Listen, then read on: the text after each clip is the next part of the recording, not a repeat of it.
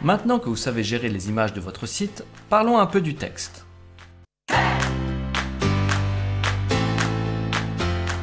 Voyons ce qui se passe quand on clique, par exemple, sur un bloc de texte. Vous remarquerez les mêmes points autour du bloc que pour une image qui vous permettent d'en modifier la taille. Vous pouvez également déplacer le bloc et le positionner comme bon vous semble. En double-cliquant sur le bloc ou en cliquant sur le bouton « Modifier texte », vous rentrez en mode édition, ce qui vous permet de changer le texte et son apparence. Attention, dans ce mode, vous ne pourrez plus déplacer ou modifier le bloc. Il faudra d'abord sortir de l'édition du bloc en cliquant en dehors de celui-ci.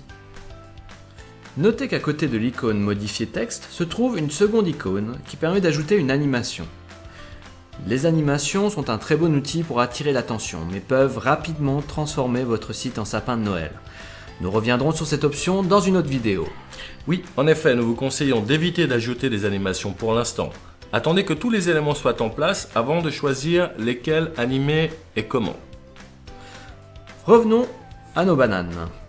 Donc si vous double-cliquez sur Coaching et Conseils, une nouvelle boîte apparaît. D'ailleurs, nous allons cacher les autres pour avoir une vue d'ensemble du site un peu plus claire. Pour cela, cliquez en haut de l'écran sur la petite flèche. Ah oui, en effet, là, c'est beaucoup plus clair. Donc dans cette nouvelle boîte à outils, vous allez pouvoir changer la police du texte, sa taille, sa couleur, si vous voulez du gras, les alignements, enfin le même type d'outil d'édition que vous allez trouver dans un traitement de texte. Bref, tout ce qui concerne l'apparence de votre texte. Commençons par adapter le texte à notre activité.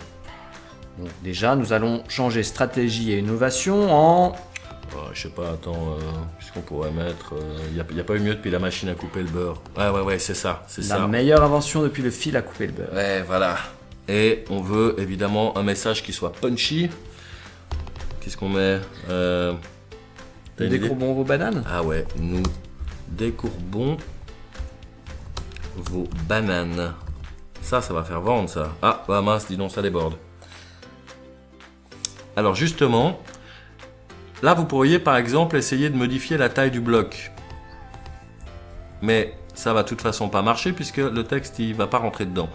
Si vous essayez de le faire plus large, vous allez sortir des deux petites lignes que vous trouverez toujours à droite et à gauche, ou à gauche et à droite, comme vous voulez, de l'écran, qui sont en fait les limites dans lesquelles vous pouvez mettre du contenu. Ça c'est très très important, ne mettez jamais rien en dehors de ces deux lignes, parce que suivant la taille des écrans ou suivant le téléphone que vous allez utiliser, on ne le verra pas.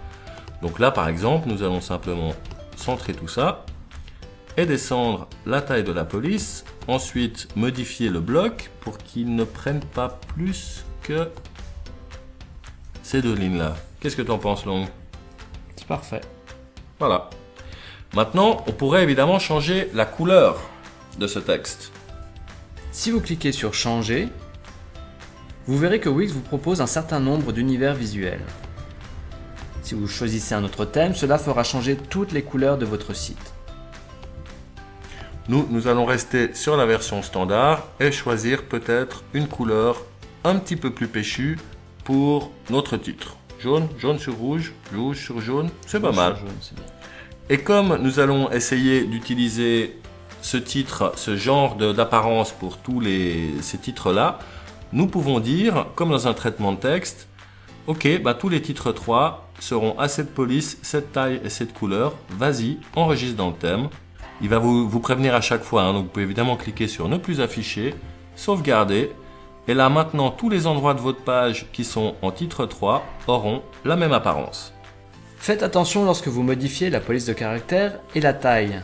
Les templates de Wix ont été créés par des graphistes qui ont pensé aux moindres détails pour s'assurer que chaque page soit très bien équilibrée.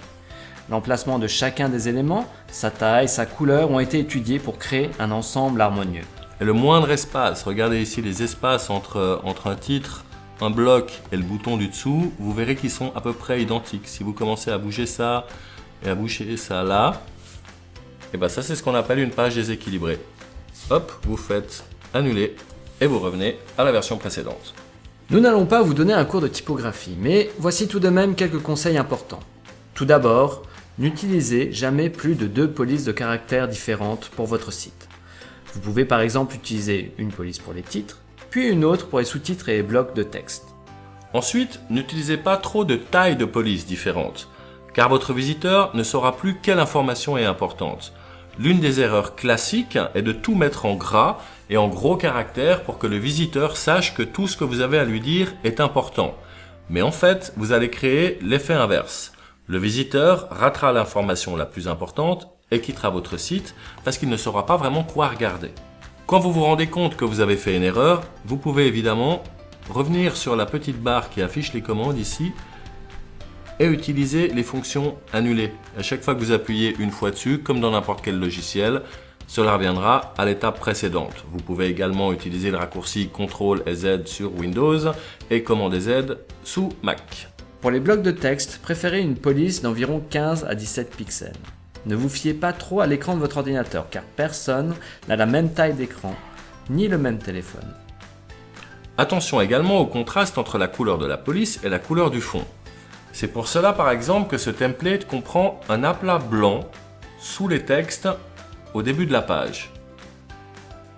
Car si vous l'enleviez, le texte serait beaucoup moins lisible avec le fond d'une photo, surtout celle qui était présente à la base.